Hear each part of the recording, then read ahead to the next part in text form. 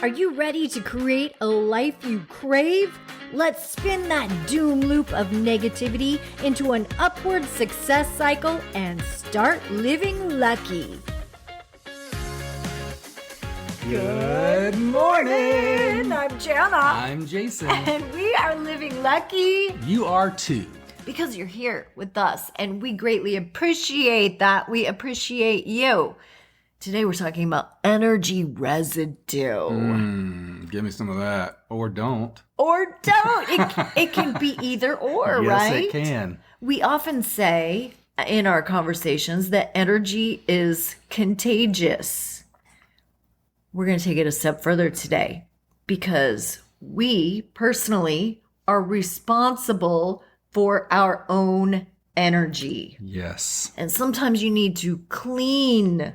You need to detoxify your energy. Amen to that. I know I do sometimes, like oftentimes. Oh, but you have great energy. I do have great energy, but it's a process. So it's almost like I keep that energy cleansing and energy focus moving constantly like an engine. You have very clean energy. In fact, we were at a conference a few weeks ago, and it was a manifestation summit down in Miami. And of all the people in that room, they came over and they picked Jason specifically and said, I quote, I have little quote fingers going up right now. They quoted, "You have the best energy. Would you mind coming and talking to the camera?" So of all the people, like, you have this little aura of golden energy that comes from you. So I appreciate that about you. The only time you don't have golden energy it's in the car. Is when we're in the car. So that's where I need to say, okay, when I put my sunglasses on or when I think of the front windshield, that I need to put on the lens of love. Because I do, I will admit, I take it off. Into bad habits. Yes, I do. And it falls in, really, it's my old self. It is your old self that goes back to your sales days when you spent a lot of time in your car. It goes back to way back, I think, when I thought so little of myself and I tried so hard. Like I was constantly trying to be better, trying to prove my value and just in the car, I'm thinking of it right now. It's really about trust and boundaries. Yes. Trusting other people know how to drive. And so they're going to stay in their lane. A lot of times I felt like, hey, I am the best driver. So anybody that drove slower than me was an idiot. Anybody that drove faster than me was just reckless. But that's not necessarily true. It is so not true.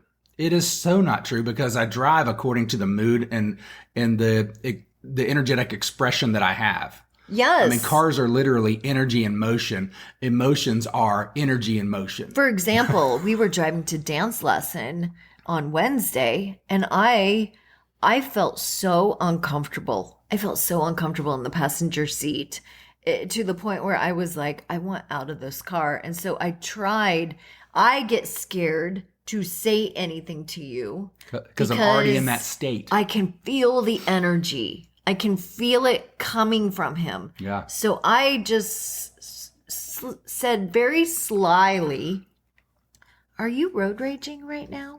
Is there road rage happening somewhere? I did. That's what you said. I tried it was to like, say don't point it at him, but just say, "Is there road rage happening anywhere?"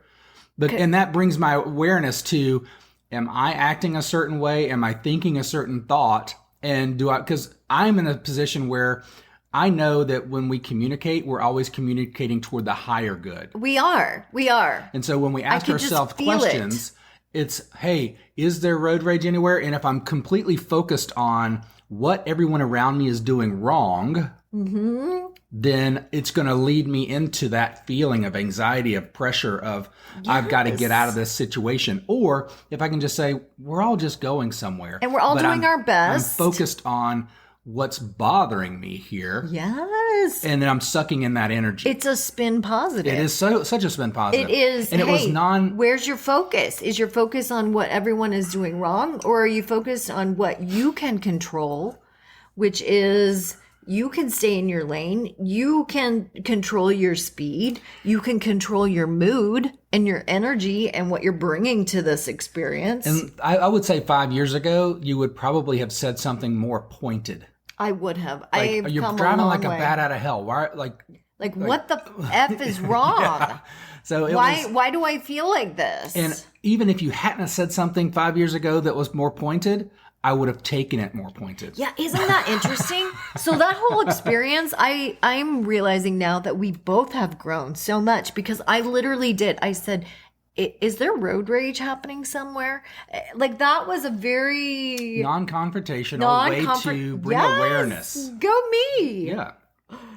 Okay, so and it allowed me to take a pause, take a breath, and get out of the little zone, quote unquote zone I was in, because I wasn't in a healthy zone. I was getting irritated that people were pulling in front of me and slowing down. I was like, why do you change lanes to get in front of me and slow down? I was like, I took it personally.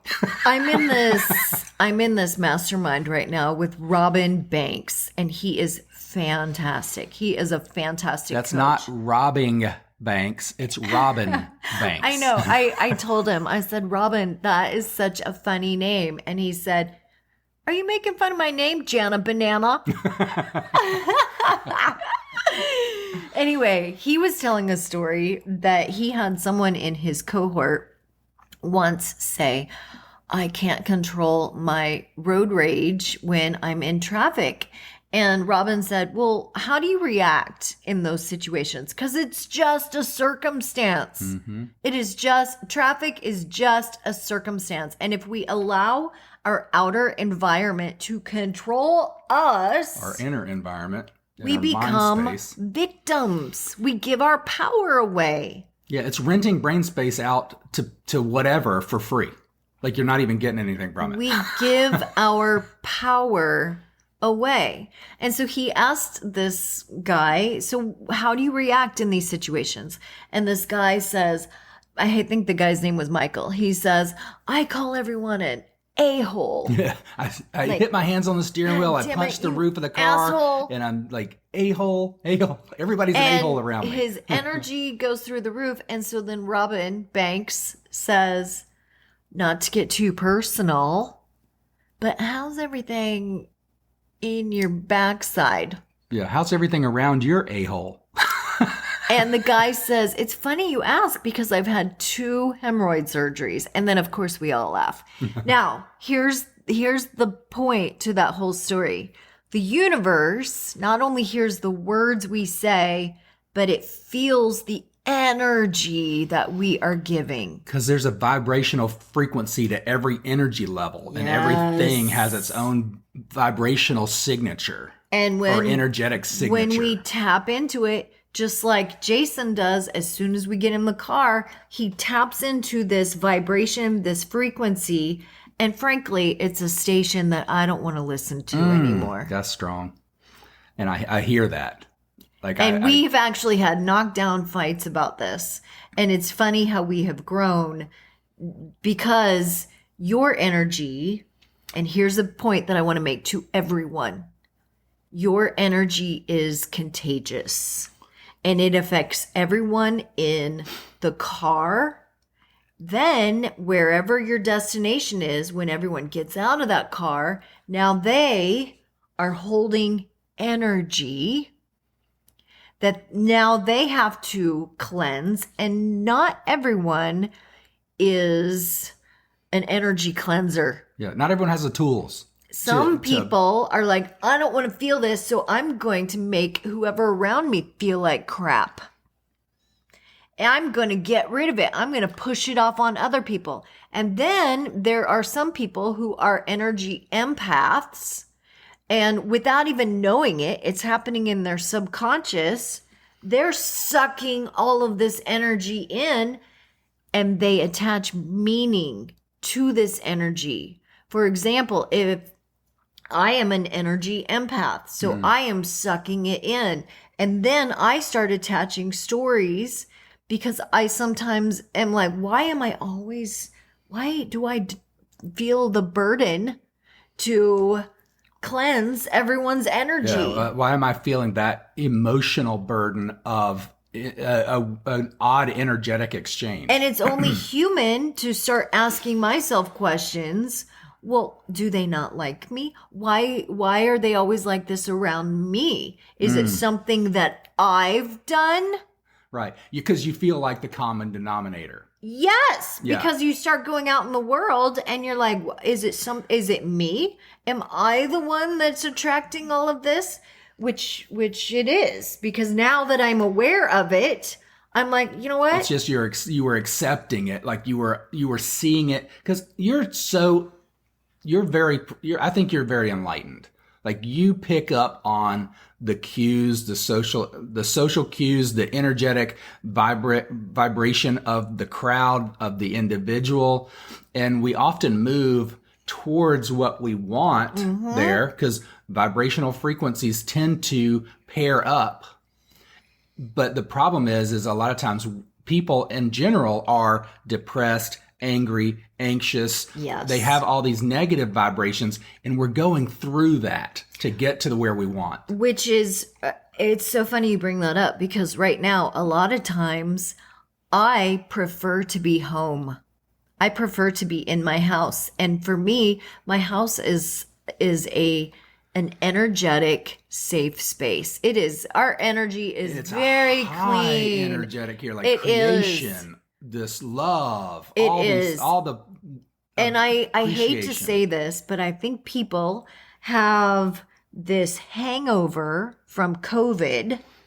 And I kind of feel sometimes like people are not at the highest vibration that they could or potentially should be. I hate to use the word should. And a lot of but times what has happened is in my because opinion, we don't process this information, like have the conversations around it like we do, that we bring a lot of that energy from outside into our homes, into our safe space.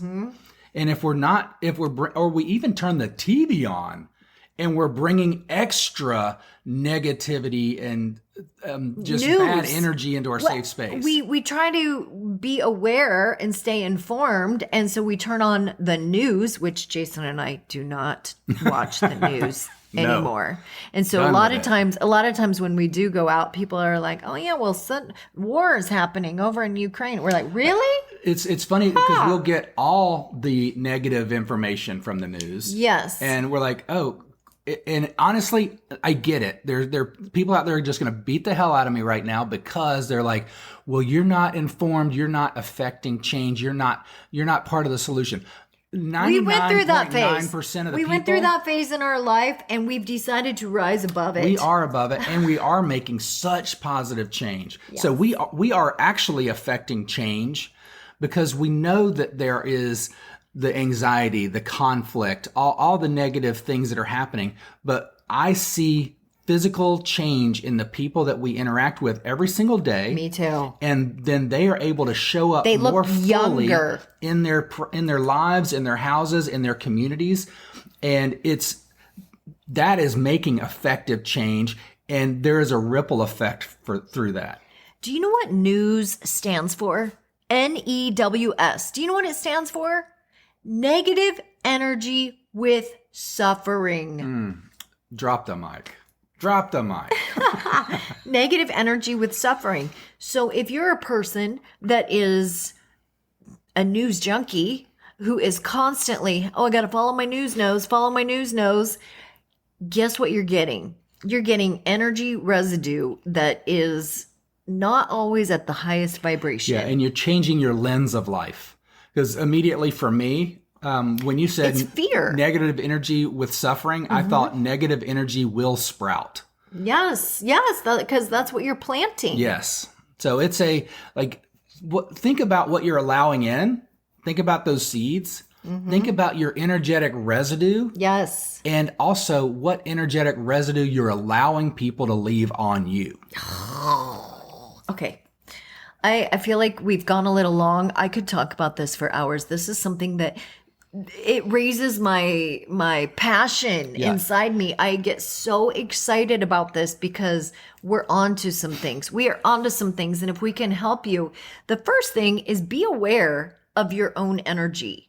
Be aware at all times of your energy. Now, if a feeling or an emotion comes up, there are ways to cleanse that energy. And I'm not sure if I should talk about it now or if we maybe should do a part 2 of this. Yeah, and if you have questions or want to discuss this more, send me an email at jason@livinglucky.com. Like, let's have this conversation or leave some comments in the podcast notes. The number one tip I'm just going to give you, because I want everyone to have a nugget before they leave, is to change your state. Change your state. And how do you do that? Sometimes when a crappy circumstance happens or you're feeling an emotion you don't want to feel or something inside you is stirring, you say, how lucky am I? How lucky am I that I'm feeling this? How lucky am I? I love How it. lucky am I? And let's start moving toward the radical gratitude. All right, guys, have a great day. Thank you so much for joining us. Keep living lucky. Bye-bye. If the idea of living lucky appeals to you, visit us at startlivinglucky.com.